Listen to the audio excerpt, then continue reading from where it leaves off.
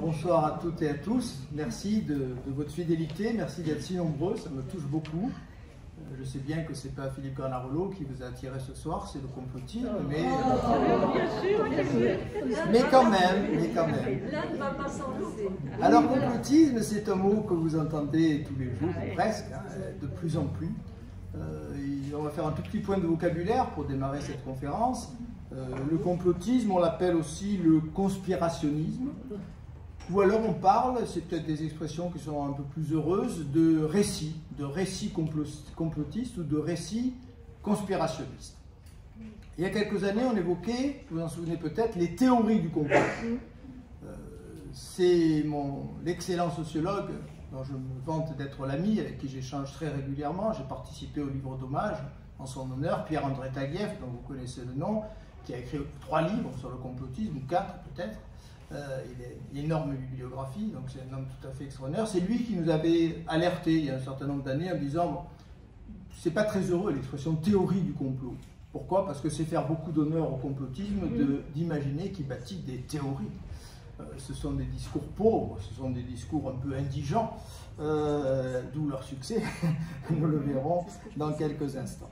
Le complotisme, il utilise aujourd'hui l'arme des fake news sur les réseaux sociaux. Il y a donc un lien évident entre le complotisme et les fake news. Alors, à propos de fake news, je voudrais vous apporter 2 informations. La première, ce matin même, j'ai la faiblesse d'écouter Europe 1 dans ma salle de bain le matin.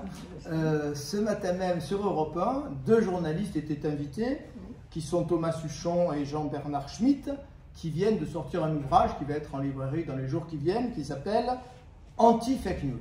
C'est aux éditions First. Anti-Fake News, ce sont des spécialistes du sujet, et donc c'est un livre qui pourra être un complément intéressant peut-être à mon exposé.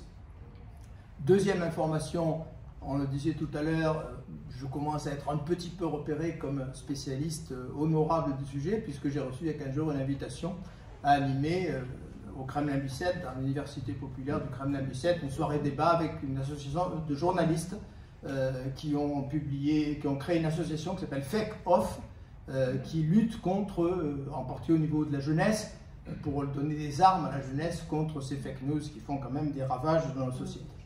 Et puis, dernier élément d'information, pardonnez-moi de les accumuler un peu au début de ce propos, mais je crois que c'est intéressant.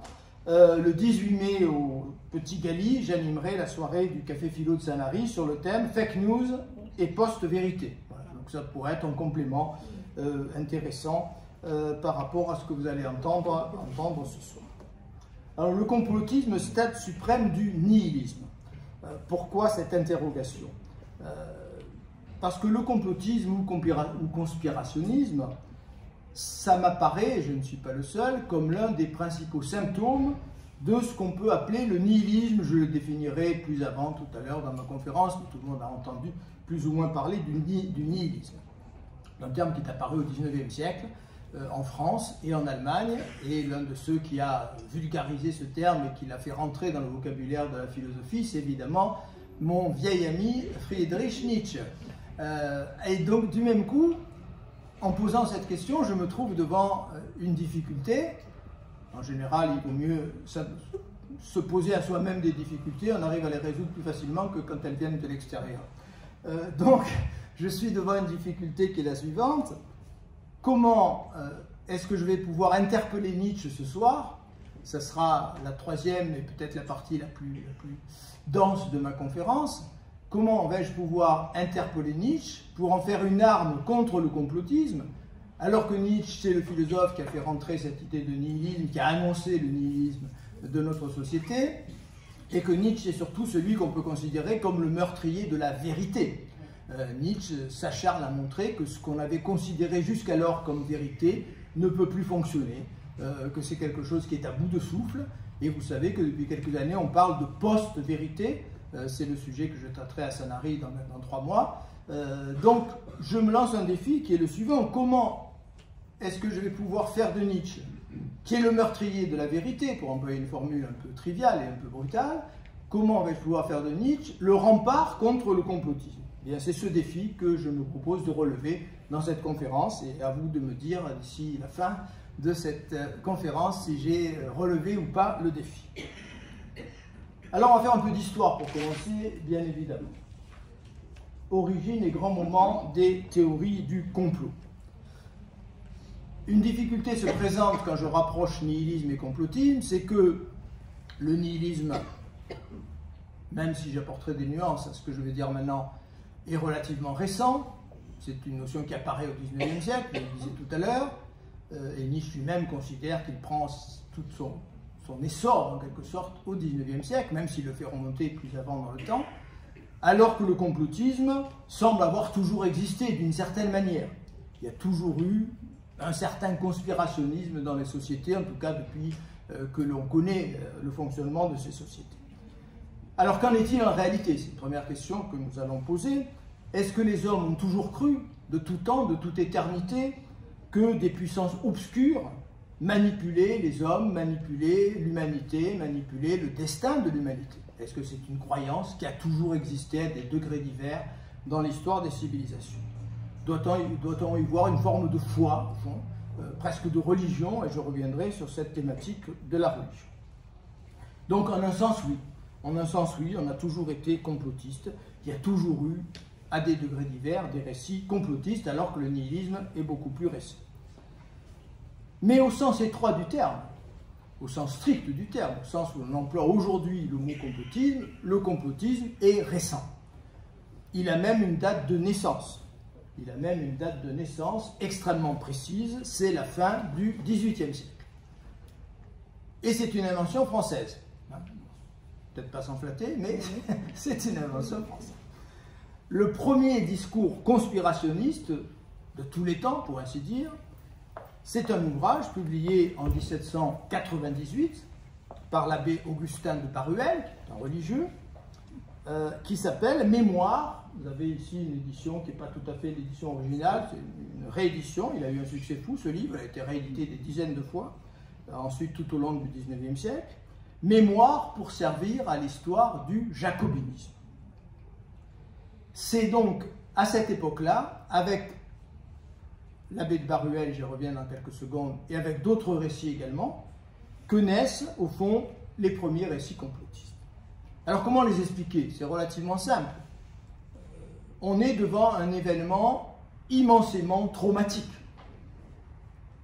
Une première, au fond, dans l'histoire des hommes, même si les Anglais avaient quand même pendu leur roi un siècle et demi auparavant, c'est quand même un acte mémorable et spectaculaire que d'avoir décapité un roi de droit divin, une monarchie qui avait 1000 ans. Donc on est devant un événement traumatique, l'effondrement de cette monarchie de droit divin, qu'on croyait éternelle. Et donc pour expliquer un tel événement, on fait appel à des forces occultes, à des forces malfaisantes, à des forces extrêmement puissantes, autant puissantes que cachées, autant cachées que puissantes. Et les premiers discours conspirationnistes vont cibler en particulier la franc-maçonnerie, mais pas seulement la franc-maçonnerie. Au fond, les mémoires pour servir à l'histoire du jacobinisme, on peut dire que c'est la naissance du premier récit complotiste. Que nous dit dans ce livre l'abbé de Baruel? Il nous dit que la révolution n'est ni une révolte ni une révolution. Vous connaissez tous la réponse de Louis. Est-ce une révolte? Non, c'est une révolution, sire. La phrase qu'on prononce devant Louis XVI, quand les Français prennent la Bastille ou quelques jours après. Non, ça n'est ni une révolte ni une révolution. C'est le fruit d'une conspiration antichrétienne qui remonte à très très loin, qui est animé par des groupes, certains relativement récents, d'autres beaucoup plus anciens. Donc on a, si vous voulez, découvrir tous les groupes soupçonnés par le conspirationniste Baruel, eh bien vous les trouvez tout au long du livre. Ce sont les Rosicruciens, les Rose-Croix, qui sont derrière tout ça. Ce sont les Templiers qui n'ont pas disparu, selon Baruel. Et puis beaucoup d'autres encore. Les Illuminati, j'y reviendrai dans quelques secondes. Au fond, le livre de Baruel, on pourrait dire que c'est le prototype. C'est le prototype qui contient pratiquement tous les ingrédients. Donc c'est un modèle, entre guillemets, bien sûr. Je n'en fais pas l'apologie, loin de là, mais c'est un modèle qui contient pratiquement tous les ingrédients qu'on va retrouver dans les siècles suivants, dans tous les discours conspirationnistes. Qu'est-ce qu'on y trouve? On y trouve une idéologie réactionnaire. Alors je ne prends pas ce mot au sens politicien, hein, je le prends au sens étymologique. Et ce n'est pas forcément une injure. Le réactionnaire, c'est celui qui dénonce une évolution qui, selon lui, est mauvaise et qui veut retourner à un stade antérieur. Aujourd'hui, vous avez des réactionnaires, par exemple, qui sont très nombreux. J'espère faire de peine à personne. Ils sont aussi nombreux, les réactionnaires, même plus nombreux, à gauche qu'à droite. Je ne ferai pas de commentaires, on en discutera si ça vous intéresse. Le réactionnaire, c'est quelqu'un qui veut revenir à une forme ancienne, avant la mondialisation, avant l'Europe, avant ceci ou avant cela. Bon. Eh bien, on a un discours éminemment réactionnaire, évidemment, puisque l'abbé de Baruel veut nous ramener avant la Révolution française. On a une fausse objectivité, c'est-à-dire qu'on a un discours qui est bourré d'informations plus farfelues les unes que les autres, mais qui sont présentées sous une apparence d'objectivité. Et puis on a, troisième ingrédient qu'on va retrouver, un langage haineux. Il y a une haine extraordinaire qui transpire dans toutes les pages des mémoires sur le jacobinisme de Baruel. On peut citer un très bon historien des religions, qui est très jeune, comme sa photo l'indique, même si elle date de quelques années, qui est Emmanuel Kreis, qui a écrit un très bon livre qui s'appelle « Enquête sur les théories du complot ». J'en ai extrait une phrase que vous avez sous les yeux, je vous laisse prendre connaissance de cette phrase, mais je vais vous lire tout le paragraphe, même s'il n'est pas très long, parce qu'il est tout à fait intéressant, et je vais le commenter au fur et à mesure. Que me dit Emmanuel Kreis? Avec la Révolution française, commence l'ère de l'incertain et de l'indécis. Donc on entre dans ce que les hôtesses d'Air France appellent une zone de turbulence. L'histoire n'obéit plus au plan divin. La société se trouve livrée à elle-même sans vérité transcendante. Je crois que cette remarque est très très pertinente. On avait une vérité avec un grand V. Cette vérité était partagée par tous. Un Dieu transcendant conduisait l'histoire des hommes. Et puis tout d'un coup, il semble abandonner le genre humain. Ce sont des hommes et des hommes malfaisants qui reprennent les choses en main et qui guident l'histoire des hommes. Expérience traumatisante, écrit Kreis, vue comme contredisant l'ordre naturel. La révolution ne peut être le fruit que d'une conspiration totale, omnisciente et omnipotente. Très intéressant. Pour avoir eu la force, vous voyez, au fond, le conspirationniste, il rend toujours hommage à celui contre qui il se dresse d'une certaine manière, le complotiste. Le complotiste rend beaucoup hommage, en réalité. Pour avoir eu la force de lutter contre le plan divin, il faut quelque chose d'aussi puissant, d'aussi fort, d'aussi omniscient que Dieu lui-même. Alors ça peut être le diable, qui est l'autre version de Dieu, comme chacun sait, le frère jumeau, j'espère ne choquer personne. Donc nous avons cette idée que pour lutter contre quelque chose qui était éminemment puissant, qui était cette royauté de droit divin, il a fallu des forces aussi puissantes, aussi extraordinaires que le Dieu célébré par le christianisme. La révolution devient le fruit de manœuvres orchestrées dans les arrière-loges. C'est le début de la dénonciation du complot maçonnique. Fin de citation. Donc si le complotisme au sens très large date de la nuit des temps, il prend un essor extraordinaire à partir de la fin du XVIIIe siècle, et aujourd'hui il alimente la littérature, le cinéma, les séries télévisées, les jeux vidéo, le complotisme est partout. Nous baignons dans le complotisme. Taguieff est d'accord pour considérer que le premier récit complotiste, celui de Baduel, s'est répandu avec les Lumières et avec la Révolution. Alors j'ai dit un mot tout à l'heure, j'y reviens, des Illuminati.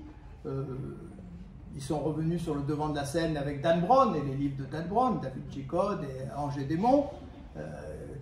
Quelques mots rapides, vous irez chercher sur Internet, vous trouvez tout.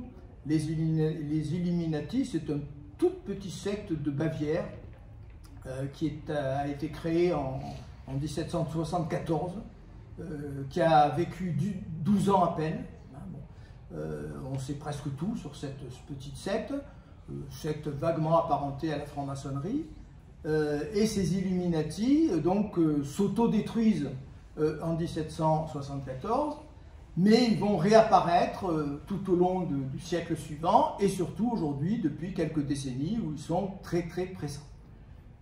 Donc on considère, et on a joué évidemment sur cette image à la droite de l'écran, que vous trouvez évidemment sur le dollar américain, cette image qu'on considère comme venue tout droit en droite ligne des Illuminati et qui supposerait que les Illuminati sont les responsables de la Révolution américaine et de tout le système américain. On a cette pyramide, on a cet œil, on a en chiffres romains 1774, 76 pardon, c'est simplement la date de fondation des États-Unis, mais c'est aussi la date de création des Illuminati. Bon, donc tous les arguments utilisés, enfin l'œil, cet œil remonte au Moyen-Âge, hein, on le trouve dans les peintures de la Renaissance, la pyramide, bon ben voilà, on peut interpréter très facilement cette image sans faire référence le moins du monde aux Illuminati, elle est presque transparente cette image. Mais il est certain que on a voulu voir depuis quelques décennies dans cette image la collusion entre les États-Unis et les Illuminati, la preuve que les Illuminati sont toujours là, ce sont eux qui mènent le monde, ce sont eux qui sont derrière tout ce qui se passe aujourd'hui, et Dan Brown a contribué avec ses romans à mettre cette idée sur le devant de la scène. Alors je cite mon ami Pierre-André Taguieff, qui nous dit que le complotisme, les récits complotistes surgissent dans les moments de crise où tout se confond, on est dans cette zone qui manque de clarté, où on perd ses repères. Il s'agit de moments de crise qui, vécus dans l'impuissance, écrit Taguieff, ébranlent les fondements de la vie sociale, où le bien se confond avec le mal, le vrai avec le faux. Taguieff, je vous l'ai dit, a écrit plusieurs ouvrages, et en particulier, il faut citer un autre texte, je dirais historique. Après le livre de Baduel, il y a un autre récit complotiste majeur qui a joué un rôle éminent et tragique en même temps dans l'histoire. Ce sont les protocoles des sages de Sion. Je pense que vous avez tous entendu parler des protocoles des sages de Sion. On sait presque tout aujourd'hui sur cet ouvrage. Taguieff a publié une remarquable édition commentée de ces protocoles. On sait comment ils sont apparus, ils sont nés en Russie. On connaît presque tout, mais effectivement ces protocoles qui décrivent un complot juif mondial, qui nous décrivent des dialogues. Umberto Eco a repris ça, vous le savez sans doute, dans le cimetière de Prague. Hein, c'était une remarquable utilisation par Umberto Eco de tout cela, avec toute l'ambiguïté qui caractérise Eco. Donc le protocole des sages de Sion, c'est un ouvrage qui a joué un rôle majeur dans l'histoire du nazisme. Rosenberg a fait lire ce livre à Hitler en 1920. Hitler n'était pas particulièrement antisémite, il était un antisémite très modéré, si j'ose employer cette expression redoutable, mais à partir du moment où il lit le protocole des sages de Sion, il va s'enraciner dans un antisémitisme notoire et majeur qui explique tout ce qui se passe ensuite entre 1920 et 1945. C'est un faux document donc, qui a joué un rôle majeur au service de l'antisémitisme. Alors les thèses conspirationnistes, on les retrouve bien évidemment chaque fois qu'on a ces moments de crise, ces moments, je vais employer un mot un peu technique, on utilise beaucoup aujourd'hui, je vais faire le snob, ces moments de disruption. Hein, vous avez tous entendu parler d'un discours, d'un principe disruptif, c'est un moment de rupture. Hein, bon, on était dans un certain ordre qui fonctionnait et puis tout d'un coup il y a quelque chose qui vient briser cet ordre et on sent qu'on passe à autre chose même si ce n'est pas tout à fait clair. Donc bien entendu, le 11 septembre 2001, bien entendu le sida, bien entendu les grandes catastrophes naturelles. Vous avez en bas à droite de l'écran une fake news assez croustillante qui nous indique comment l'ouragan Irma a déversé sur les villes du sud des États-Unis des centaines de requins qui nageaient paisiblement, enfin paisiblement ou pas d'ailleurs, dans les rues des cités de Louisiane et d'ailleurs. Et puis aujourd'hui, évidemment, le Covid.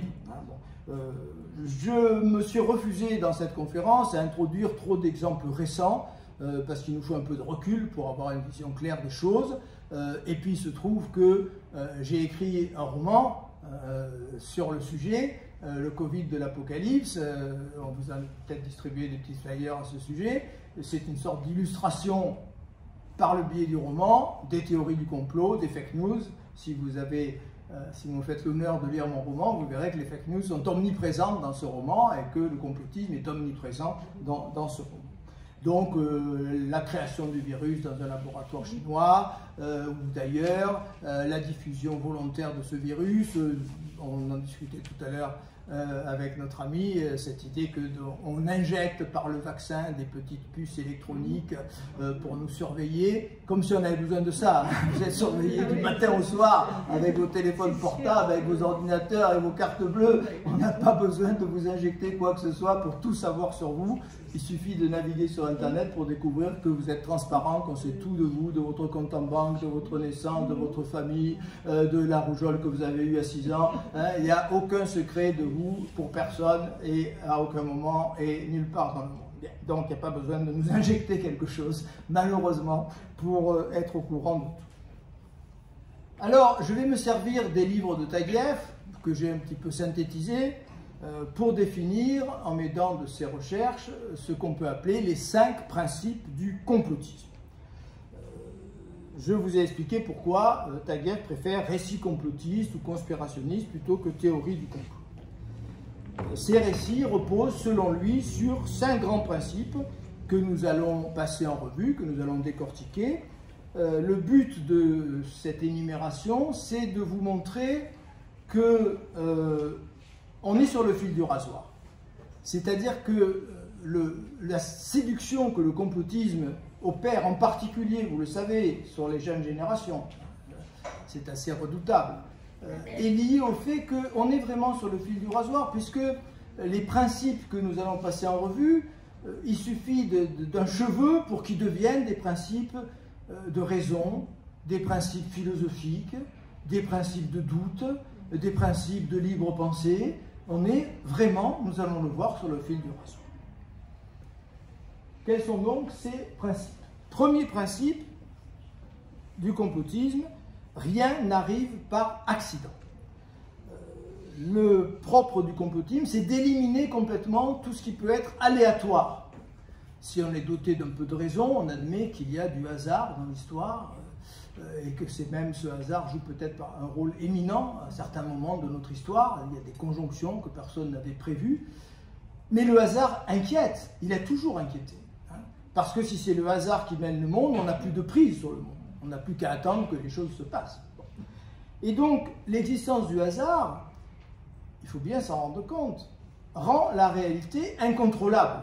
C'est pour ça qu'on a voulu nier le hasard depuis la nuit des temps. Et je vais vous montrer que dans ces principes, c'est ça qui est redoutable, comme je le disais à l'instant, on est à la fois proche de la science et de la philosophie, en même temps on replonge dans une mentalité extrêmement archaïque. Et c'est cette conjonction qui fait peut-être la puissance du complotisme. Donc, on est devant un dispositif rassurant. Parce que si effectivement rien n'arrive par accident, eh bien les événements sont compréhensibles, les événements sont potentiellement contrôlables, il y a un espoir, même s'il est faible, de pouvoir intervenir sur les événements, de pouvoir empêcher les événements. Autrement dit, la vision complotiste est utile. Elle protège de l'angoisse. Si c'est le hasard qui est la cause, on est dans une angoisse folle parce qu'on ne sait pas demain comment les choses vont se produire. Nous sommes dans un monde qui est soumis, vous le savez, à un flux d'informations. Certains ont parlé d'un tsunami, j'aime bien cette expression. Un tsunami de data, hein, c'est une expression que j'ai trouvée dans un ouvrage sur l'intelligence artificielle. Un tsunami de data. Nous sommes submergés par des données et par des informations complexes que nous avons du mal à intégrer et à décrypter même, tout simplement. Et donc nous sommes dans un univers qui est soumis à l'incertitude. L'univers complotiste a le mérite d'être simple. Il nous apporte des clés, il nous apporte la clarté, la simplicité dans ce monde un peu terrifiant où nous sommes submergés par des données que nous n'arrivons pas à assimiler. Chacun des événements, chacun des phénomènes fâcheux que dénonce le complotiste, la guerre, le chômage, la pauvreté, les pandémies, l'assassinat d'une personnalité, l'attentat comme celui du 11 septembre 2001, tous ces événements ont une cause unique. C'est prodigieusement rassurant. une cause unique. Et cette cause unique, c'est l'action volontaire d'un petit groupe malfaisant, dénoncé comme l'incarnation du mal. Et donc, vous voyez, l'espoir qui se dessine aussitôt, il suffit de le savoir et de s'en prendre à ce groupe malfaisant et de l'anéantir pour que nous vivions dans le paradis sur terre. Alors que si les événements sont multiples, multifactoriels, pour employer un terme un peu technique, les choses sont infiniment plus compliquées.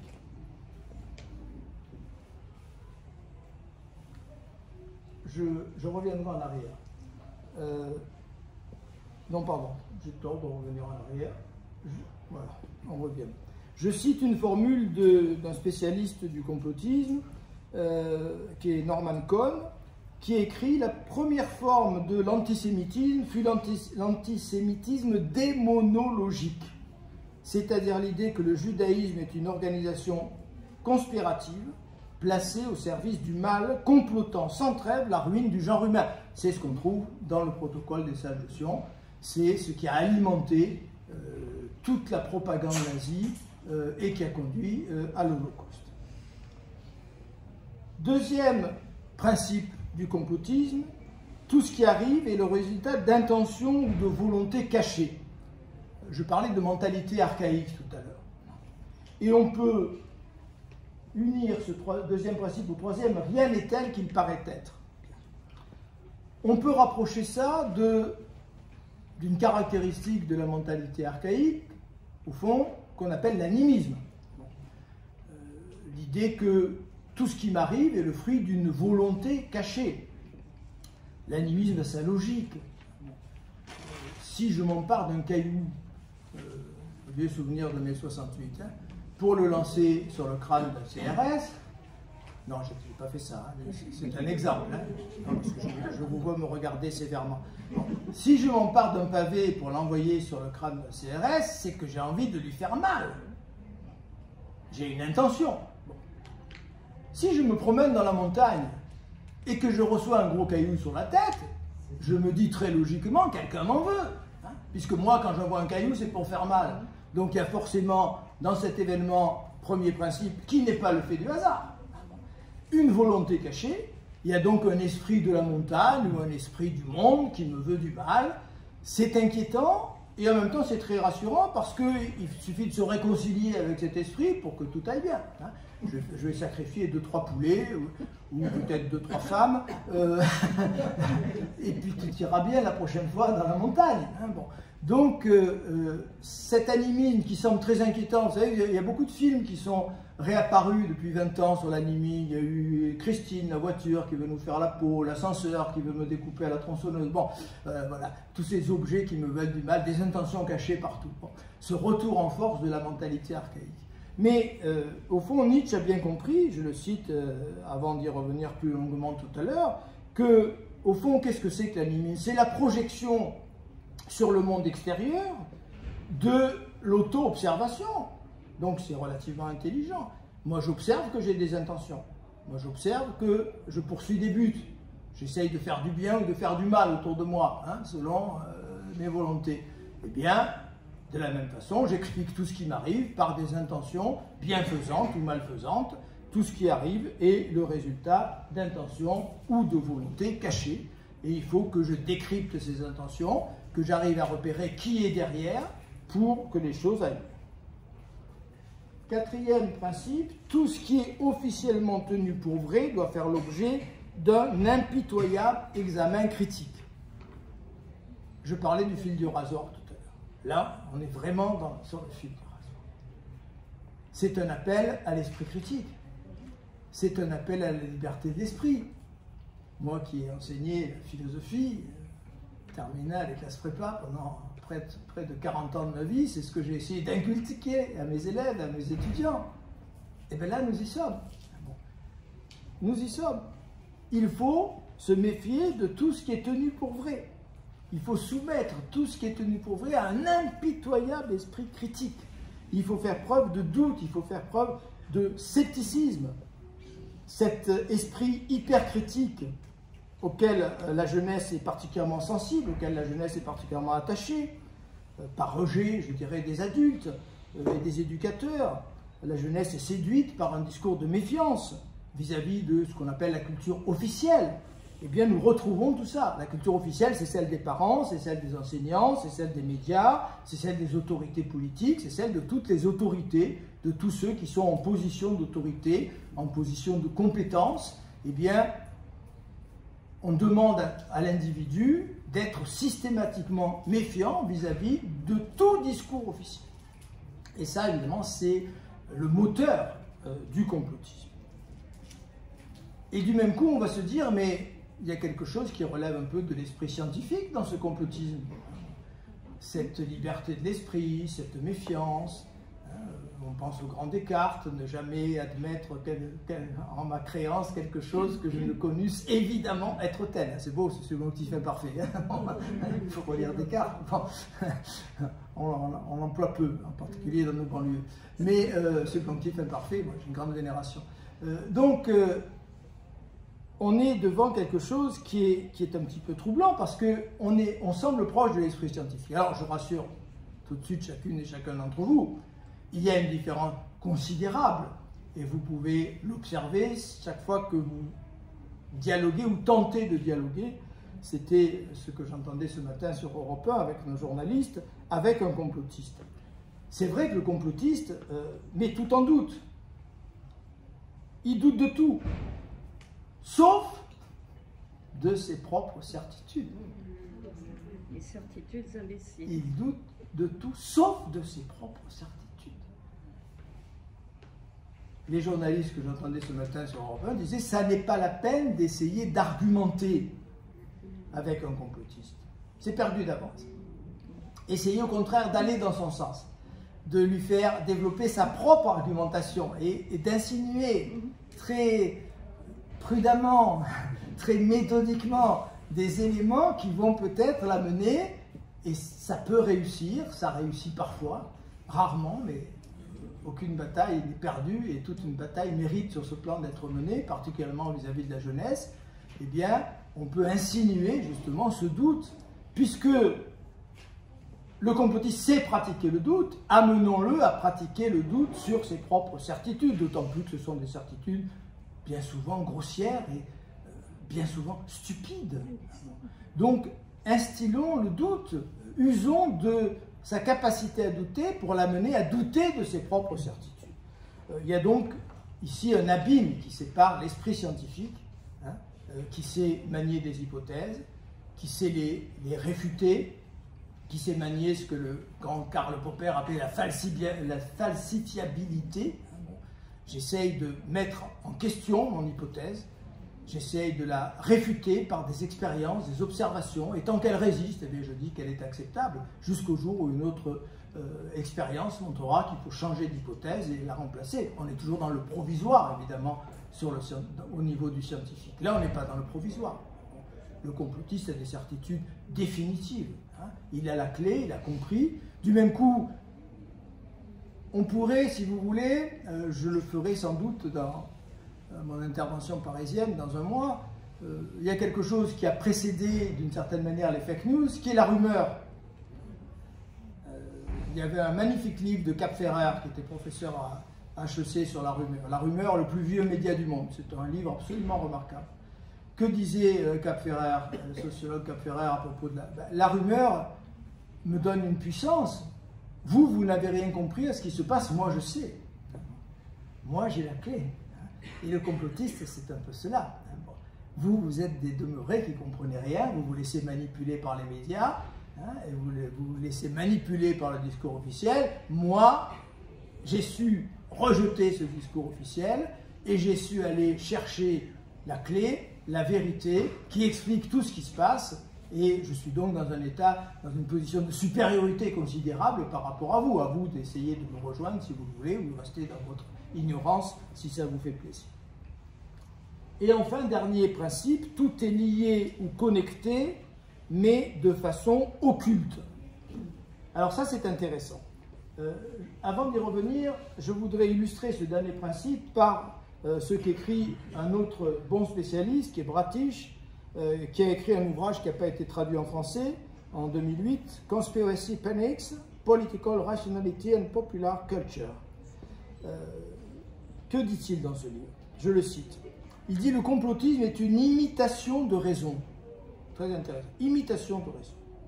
Il ne se présente pas comme quelque chose d'en dehors de la raison. C'est une imitation de raison qui demande donc une vigilance constante.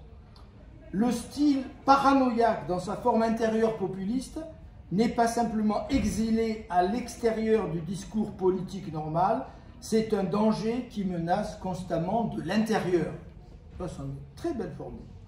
Bien qu'il soit relégué à la marge de la pensée officielle, il est également parmi nous, tapi au sein de la nation, dans son cœur, au sein de la population. Ce n'est pas nous, mais cela pourrait être n'importe qui.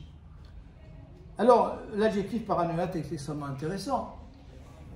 Quand j'ai fait mes études de philosophie, on avait un certificat de psychopathologie. J'ai eu la chance de suivre les cours d'un remarquable psychiatre à Nice qui s'appelait le professeur Darcourt. Et c'est le professeur Darcourt qui m'a appris, je ne l'ai jamais oublié, comment les psychiatres appellent la paranoïa. Vous le savez peut-être, certains d'entre vous, le délire logique. Le délire logique. Un paranoïaque ne se contredit jamais. Vous, il vous arrive de vous contredire, je vous rassure, donc vous êtes un parano. Hein? Le paranoïaque ne se contredit jamais. Il a une mémoire d'éléphant. Il construit un discours, mais sur une base délirante. Tout le monde m'en veut, tout le monde cherche à me faire la peau, et j'argumente, sans jamais me contredire, si bien que la première chose que font les psychiatres quand ils reçoivent un paranoïaque dans leur cabinet, c'est une enquête de police. Parce qu'après tout, peut-être que le paranoïaque est visé la victime d'un voisinage qui veut le pousser dans la cage d'ascenseur, hein, ou dans l'escalier, lui faire la peau. Bon, délire logique. Eh bien, c'est ce que dit Bratisch ici. Hein, nous sommes devant une forme paranoïaque qui est extrêmement puissante, mais du même coup, ce délire logique, il menace au fond chacun d'entre nous. Nous sommes tous un peu paranoïaques. La paranoïa est une sorte de tendance inscrite au plus profond de l'esprit humain, chez chacune et chacun d'entre nous. Donc c'est ce qui fait la force du complotisme. Tout est lié, connecté, mais de façon occulte. L'individu qui est relativement extérieur à la paranoïa ne cherche pas sans arrêt des liens, ou des relations, ou des connexions cachées entre les choses. Celui qui a cette mentalité paranoïaque est aux aguets. Il cherche sans arrêt des signes, il cherche sans arrêt des preuves de liaison, quelque chose qui lui montre qu'il a raison de penser que... donc le paranoïaque raisonne parfaitement sur une base un peu délirante, et c'est exactement ce qui se passe au niveau du conspirationnisme. Cette dernière phrase également, j'en fais un dernier commentaire, tout est lié ou connecté, fil du rasoir à nouveau. Si vous lisez les très belles pages que Nietzsche a consacrées à l'origine grecque de la philosophie, il parle de ces philosophes qu'on appelait les présocratiques, et il parle en premier lieu de Thalès. Thalès, qui est à la fois le géomètre, qui a inventé un théorème sur lequel on a tous souffert au lycée, et un physicien au sens grec du terme. Or, que dit Thalès? Le texte de Nietzsche est passionnant. Thalès a une intuition, dit Nietzsche, une intuition que tout est lié précisément, que derrière la diversité des phénomènes naturels, il y a un élément fondamental, et pour Thalès c'est l'eau. L'eau est le principe et l'origine de toute chose, bon, tout vient de l'eau, et donc cette intuition de Thalès, elle est presque complotiste d'une certaine manière. Bon, j'ai fait injure à Thalès en disant cela, mais ce qui peut être philosophique chez Thalès va devenir le principe d'un discours complotiste chez le complotiste, puisqu'il va introduire une sorte de clé qui permet de tout comprendre, et c'est ce qu'ont fait les philosophes et les métaphysiciens. Ils ont essayé d'introduire un principe qui est le principe de la totalité, le principe qui éclaire tout. Vous voyez, on est vraiment sur le fil du rasoir, on est devant une sorte d'imitation ou de caricature de la philosophie ou de la métaphysique qui explique en partie la séduction que peut opérer le complotisme. Alors j'en viens à Nietzsche. Et je relève ce défi, je vais tenter de relever ce défi dont j'ai parlé. Utiliser Nietzsche comme recours, malgré tous les obstacles qui nous apparaissent, contre le complotisme. Et c'est Nietzsche qui m'amène à dire que le complotisme, c'est un stade ultime du nihilisme. Qu'est-ce que le nihilisme? Cette formule peut nous éclairer. Cette formule peut nous éclairer. On la trouve dans l'œuvre posthume de Nietzsche. Pourquoi l'avènement du nihilisme est-il nécessaire? Parce que c'est la logique poursuivie jusqu'à son terme de nos grandes valeurs et de nos idéaux. Et il ajoute, parce qu'il nous faut d'abord vivre le nihilisme pour déceler ce qu'était la valeur de ces valeurs. Alors c'est un peu compliqué, je vais essayer de rendre ça le plus simple possible. Quelle est l'idée de Nietzsche? L'idée de Nietzsche est que, ce n'est pas une idée totalement nouvelle, le philosophe Hegel avait eu des idées approchantes, même s'il les a traitées très différemment. Au fond, les civilisations sont mortelles. Elles reposent sur des principes qui fonctionnent bien pendant un certain temps, un certain nombre de siècles, voire de millénaires, et puis ces principes s'épuisent, et la civilisation va finir par s'écrouler et par mourir. C'est un peu ce que nous dit Nietzsche. Nietzsche pense de façon originale l'histoire de la civilisation occidentale. Il considère qu'elle est née sur le sol grec, qu'elle est née fondamentalement avec Socrate et Platon, qui ont rompu avec tout ce qui précédait. Avant Socrate et Platon, les Grecs étaient des amoureux de la vie. Il suffit de regarder leur théâtre, leur sculpture, leur mythologie, des amoureux du corps, des amoureux de la nature. Tout d'un coup, on a un renversement, j'insiste sur ce terme, qui apparaît avec Socrate et avec son disciple Platon. Tout d'un coup, on change de valeur et on va créer une philosophie qui est une philosophie de mépris du monde sensible, de mépris du corps, de valorisation de tout ce qui est intellectuel, suprasensible, idéal. Et ce système va bien fonctionner. Il va donner la théologie chrétienne, il va donner à la Renaissance la science moderne. Donc il a produit des choses remarquables et Nietzsche ne le contredit à aucun moment. Il ne contredit à aucun moment cette idée. Nietzsche n'est pas quelqu'un qui crache, passez-moi l'expression, sur notre civilisation. Il considère que ces principes sont aujourd'hui à bout de souffle. Ils ont produit tout ce qu'ils pouvaient produire. Et aujourd'hui, d'une certaine manière, ils se retournent contre eux-mêmes. C'est pour ça que Nietzsche emploie souvent l'expression intéressante, même s'il faut la manier avec précaution, de renversement du platonisme. Renverser le platonisme, ça paraît un peu bizarre comme idée, mais c'est relativement simple. Ça veut dire renverser un renversement. Comme on dit dans la cour des écoles maternelles, c'est toi qui as commencé. C'est toi qui as commencé. Qui a renversé? C'est Socrate et Platon qui ont renversé la vision grecque, l'amour de la nature, l'amour du sensible, l'amour du corps, pour remplacer tout cela par la philosophie idéaliste qui donnera naissance au christianisme et à la science. Bon. Quand Nietzsche nous demande de renverser le platonisme, il nous demande, c'est approximatif encore une fois, mais il nous demande d'une certaine manière de renverser ce renversement, donc de revenir, on parlait de réactionnaire tout à l'heure, revenir en deçà d'une condamnation du monde sensible. Il a fallu 2 millénaires, au fond, pour mesurer les effets de ces principes. Ils ont produit de bons effets pendant quelques siècles ou quelques millénaires, et aujourd'hui, ils nous conduisent. On a un exemple spectaculaire, je vous en ai parlé, j'en ai parlé avec mes anciens étudiants de l'ETL de Bandol, qui est Descartes. Descartes, il est merveilleux. Il nous dit qu'il faut devenir maître et possesseur de la nature. Et on en est où aujourd'hui? Il n'y a plus de nature. On casse tout, on détruit la planète, on veut modifier le corps humain, transhumanisme. Bon.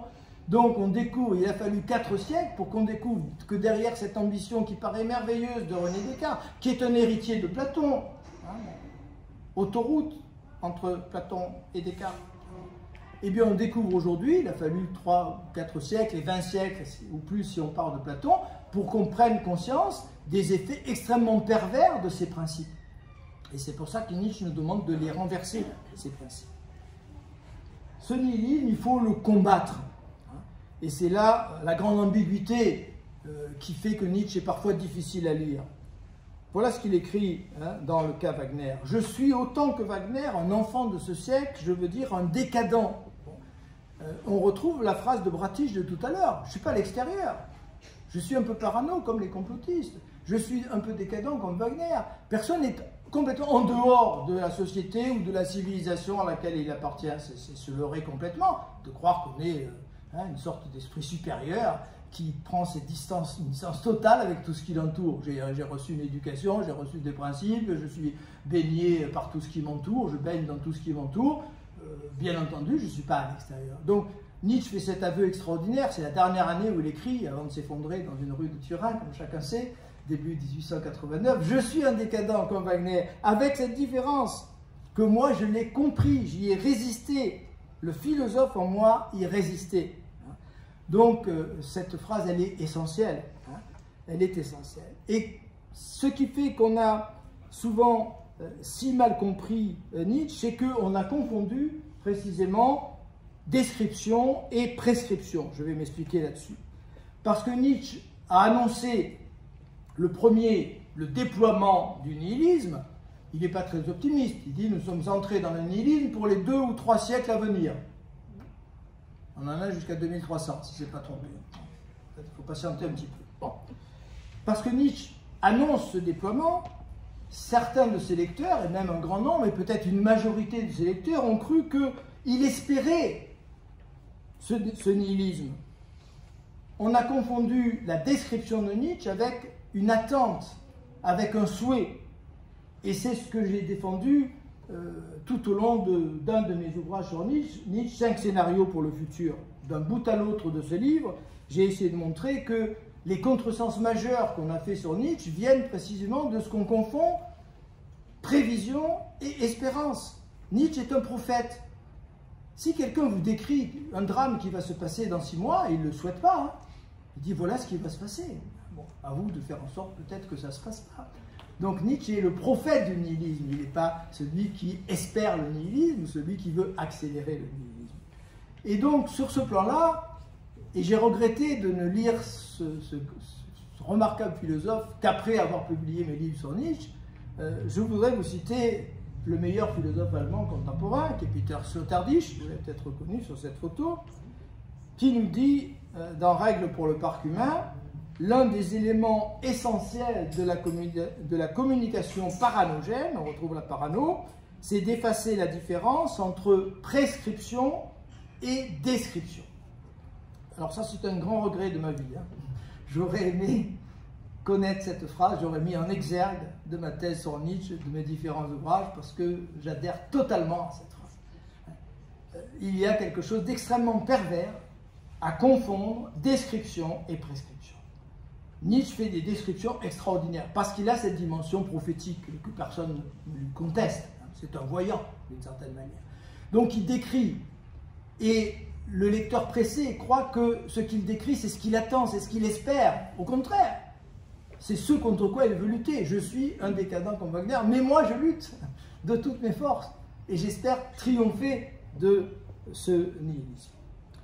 Alors, je voudrais vous montrer, pour terminer cette conférence, que le complotisme est profondément anti-nihiliste, anti-nietzschéen, pardon. Désolé pour le lapsus. On va aller un peu plus loin pour terminer, pour mettre à jour les différences considérables qui séparent les prescriptions de Nietzsche des récits complotistes. Pourquoi est-ce que nous sommes aux antipodes avec Nietzsche d'un discours complotiste? Je vais vous indiquer donner 4 arguments. Premièrement, parce que le récit complotiste est un récit religieux. C'est un récit religieux parce que c'est un récit de croyance. Nous le disions tout à l'heure, le complotiste doute de tout sauf de sa propre vérité qu'il considère comme absolue. Il a la clé, il a tout compris. Pierre-André Taguieff, je le cite à nouveau, dit « Les hommes s'accrochent à des arbres complotistes ». Alors j'ai mis un singe et pas un homme, parce que peut-être que celui qui s'accroche est plus proche du singe que de l'homme. Mais à vous d'interpréter cette image, je vous laisse l'interpréter comme bon vous semble. Les hommes s'accrochent à des arbres complotistes comme à des superstitions ou des religions. Voilà ce qu'écrit Hegel. Les récits complotistes appartiennent à la famille des récits, à la grande famille de ce que Nietzsche a appelé dans le Gai Savoir les ombres de Dieu. Vous connaissez tous la formule Dieu est mort, mais Nietzsche annonce aussi les ombres de Dieu qui vont se multiplier dans les décennies ou les siècles à venir. Eh bien, le complotiste fait partie de ces ombres de Dieu, une sorte de religion du pauvre, de religion de substitution, de la religion de l'homme sans religion, finalement. Le complotisme donne un dernier souffle aux paradigmes les plus archaïques, aux croyances les plus anciennes. On parlait d'animisme tout à l'heure. Il tourne le dos, au fond, à la liberté de l'esprit, si difficilement conquise au cours de notre histoire.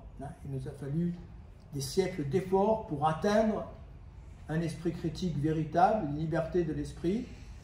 J'ai développé ça dans un petit livre qui s'appelle « Le manifeste des esprits libres ».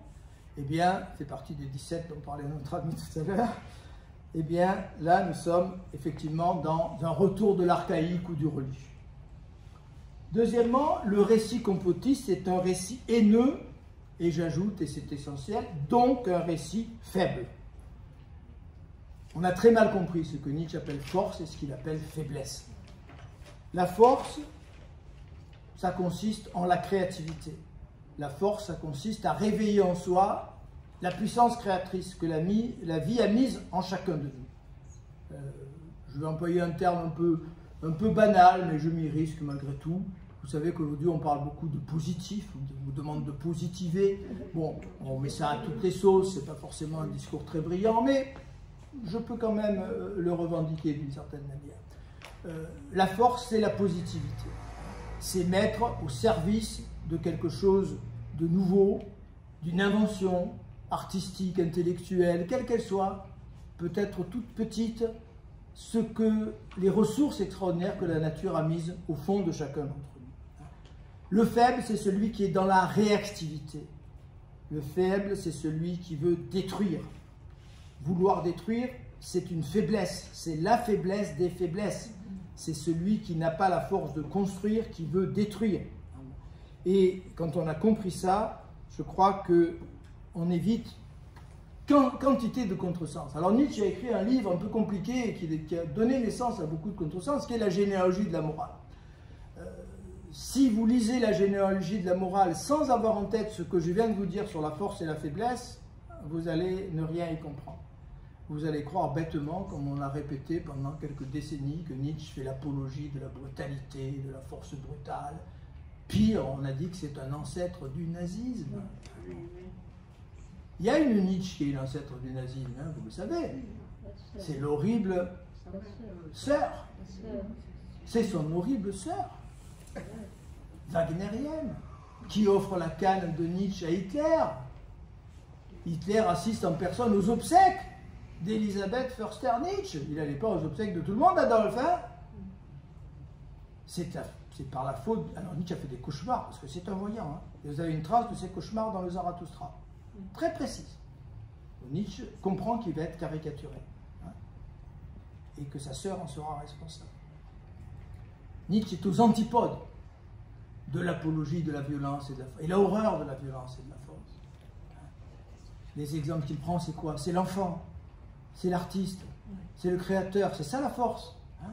La force, c'est la créativité. C'est pour ça que l'exemple de l'art est omniprésent dans son œuvre. Le complotiste est un faible qui n'est capable d'agir qu'en singeant la force de celui qu'il croit combattre. Vous avez dans la généalogie de la morale cette formule: le supérieur ne doit pas s'abaisser jusqu'à devenir l'instrument de l'inférieur. Le pathos de la distance doit séparer les tâches. Comme le privilège de la cloche sonore sur la cloche fêlée. Alors c'est vrai que c'est un peu violent comme langage, hein, traiter quelqu'un de cloche fêlée, mais je trouve que c'est bien quand même, comme un jeu, non? C'est pas mal. Hein. Le privilège de la cloche sonore sur la cloche fêlée, leur droit à l'existence est 1000 fois supérieur. Eux seuls sont des garants de l'avenir, eux seuls ont des devoirs vis-à-vis de l'avenir des hommes. Voilà ce que sont la force et la faiblesse, et voilà pourquoi je vous dis que le complotiste c'est un faible qui ne vit que dans la haine, dans la destruction, dans la réactivité, parce qu'il n'a pas su réveiller en lui la force qu'il possède autant que nous. Hein. Parce que Nietzsche n'est pas du tout quelqu'un qui établit des hiérarchies en pensant qu'il y a parmi nous des faibles de naissance et des forts de naissance. Non, son discours est exactement le contraire. Troisième élément, le récit complotiste, c'est un récit qui relève d'un mono-idéisme. Hein. Une seule idée qui explique tout, un seul principe, j'ai tout compris, une clé universelle. Alors, cette clé universelle, on l'a dit tout à l'heure, le savant croit parfois la découvrir, mais il faut nuancer aussitôt. Le savant est dans l'hypothèse, remet en cause en permanence ses hypothèses, est en état de recherche permanente. Nietzsche dit que la science est encore pieuse dans le des savoirs. Il y a encore beaucoup de religion, on ne s'est pas débarrassé comme ça de l'esprit religieux. Et vous avez un petit texte très intéressant qui parle des physiciens de son temps, des mécanistes, qu'on peut appliquer, je me suis amusé à le faire, presque littéralement aux complotistes. Je vous lis ces quelques lignes. Que seule une interprétation du monde soit légitime, où vous autres subsistiez légitimement, qui n'admettent autre chose que compter, calculer, peser, voire saisir. Ce sont les mécanistes du XIXe siècle. Voilà qui n'est que balourdise et naïveté quand ce ne serait pas de l'aliénation et du crétinisme. Nietzsche a raison de qualifier de crétins les mécanistes auxquels succéderont ces génies qui s'appellent Einstein, Max Planck et tous ceux qui ont renouvelé la physique en abandonnant les principes dépassés de la science mécaniste du XIXe siècle. Et enfin, dernier élément, dernier argument, le récit complotiste, c'est peut-être le plus important, c'est pour ça que je termine par celui-là, c'est un récit grégaire. Nietzsche aime beaucoup, il emploie en français ce mot dans la plupart de ses écrits. Ça vient du latin, grec, gregis, le troupeau. Notre évolution historique a permis d'atténuer considérablement, en tout cas dans beaucoup de domaines, la pression du groupe sur les individus. Nous étions des animaux de troupeau, nous étions des hordes de singes. Dans la horde de singes, il est vital pour la survie de groupe de ressentir comme son voisin, de penser comme son voisin, de parler comme son voisin, sinon le groupe est en danger de mort. Je faisais beaucoup sourire mes étudiants, j'espère que je vais y arriver avec vous aussi. Je leur disais, imaginez, nous sommes une petite horde dans la savane africaine. Et on a mis au point des tours de garde, parce qu'il y a des bêtes féroces la nuit qui veulent nous transformer en hamburgers, même si l'exemple est anachronique. On établit un tour de garde. On se relaie toutes les heures pour surveiller, prévenir le groupe, on a allumé un feu. Et dans le groupe, il y a un poète. Un poète. La bête fauve arrive. Oh, le joli tigre. Jamais vu de pareil. Il est merveilleux. Je vais le dessiner. On se fait tous bouffer. Pas de poète dans la horde. Il nous met en danger de mort, le poète. On le détruit, on le tue. Donc pendant des millénaires, il a été vital pour le groupe de fonctionner à l'unisson, de penser ensemble, de ressentir ensemble. Et puis l'évolution des choses a fait que petit à petit, cette pression a pu s'affaiblir. Et on a vu apparaître, et c'est sans doute sur le sol grec, la première fois que ça s'est produit, des individus au sens où nous l'entendons aujourd'hui. Un mutant, dit Nietzsche. L'individu, c'est la plus jeune créature. Eh bien, on pourrait dire que le complotiste, c'est la caricature de l'individu authentique. On l'a dit tout à l'heure, et j'y reviens. Le complotiste ne peut fonctionner qu'à l'intérieur d'un troupeau. On n'est pas complotiste tout seul. Personne n'est complotiste tout seul. On est complotiste au sein d'une horde de complotistes où on partage la même croyance, le même credo, la même certitude qu'on ne remet jamais en cause. On s'est aperçu qu'un des travers majeurs des réseaux sociaux, c'est que les individus ne parlent plus qu'à des individus qui pensent comme eux et qui réagissent comme eux. Ce merveilleux outil sur lequel je n'émets pas que des critiques, parce que c'est un merveilleux outil qui devrait nous ouvrir à l'altérité et à la connaissance, est utilisé à l'inverse, à rebours, pour au contraire enfoncer l'individu dans ses croyances, dans ses opinions les plus scandaleuses, parce qu'il n'entend que des choses qui vont dans le sens de sa propre certitude. Le complotiste est une caricature de l'individu authentique, c'est un animal de troupeau, il a besoin de se rassurer en permanence en se mirant dans le miroir que lui tendent ses frères délirants. C'est un échantillon de ce que Nietzsche appelle la dernière humanité. Alors je conclus, le complotisme est l'antithèse de l'esprit libre dont Nietzsche a fait l'apologie à partir de 1880 dans Humain, trop humain, 78, le gai savoir. Cet esprit libre, il annonce peut-être le surhumain. Quel avenir est réservé aux esprits libres? C'est une question difficile. Est-ce que, comme Nietzsche le pense parfois, l'esprit libre est une sorte d'anticipation d'un type d'humanité qui existera dans quelques siècles ou dans quelques millénaires, un individu achevé, accompli, qui pourra vivre dans son propre monde, qui pourra bâtir ses propres représentations, comme le fait d'une certaine manière l'artiste. L'artiste, c'est un peu l'ancêtre du surhomme, parce qu'il vit dans son propre univers.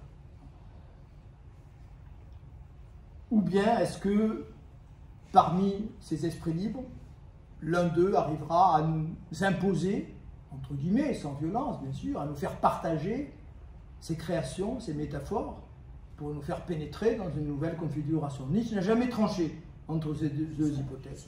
Sa conviction unique, elle est énoncée au début d'Ainsi parlait Zarathustra. Il faut lire et relire, c'est une des meilleures façons de comprendre Nietzsche peut-être, le prologue, le sublime prologue d'Ainsi parlait Zarathustra.